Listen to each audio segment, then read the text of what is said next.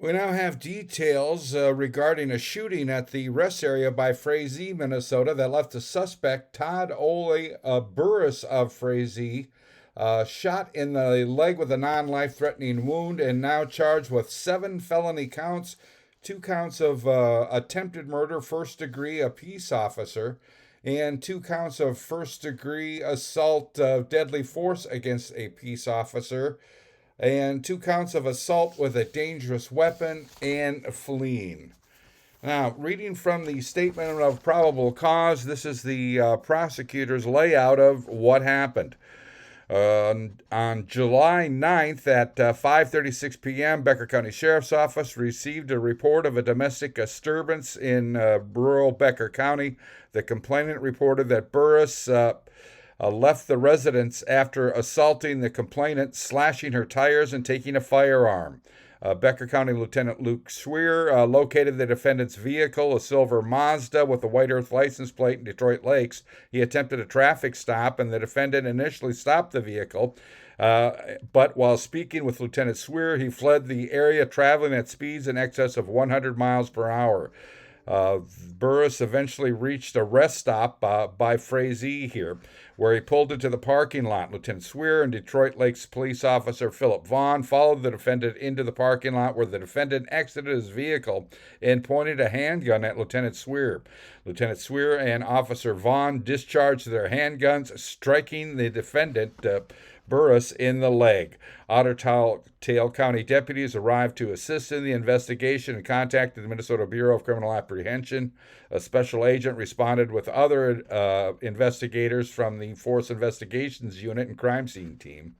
An agent observed a silver Mazda in front of the restaurant structure with numerous bullet holes in the driver's side and a large amount of blood on the ground.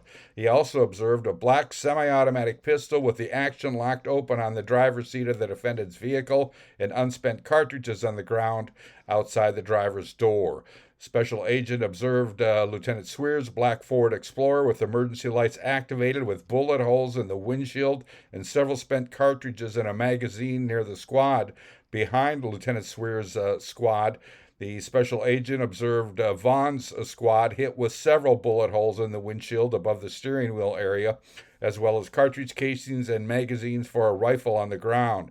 Special agent reviewed the video from Lieutenant Swear's body-worn camera and Officer Vaughn's squad camera. The video shows the defendant stopping at the rest area and then opening his door, while Lieutenant Swear exited his squad with his handgun drawn, shouting verbal commands for the defendant to get out of his car and get on the ground.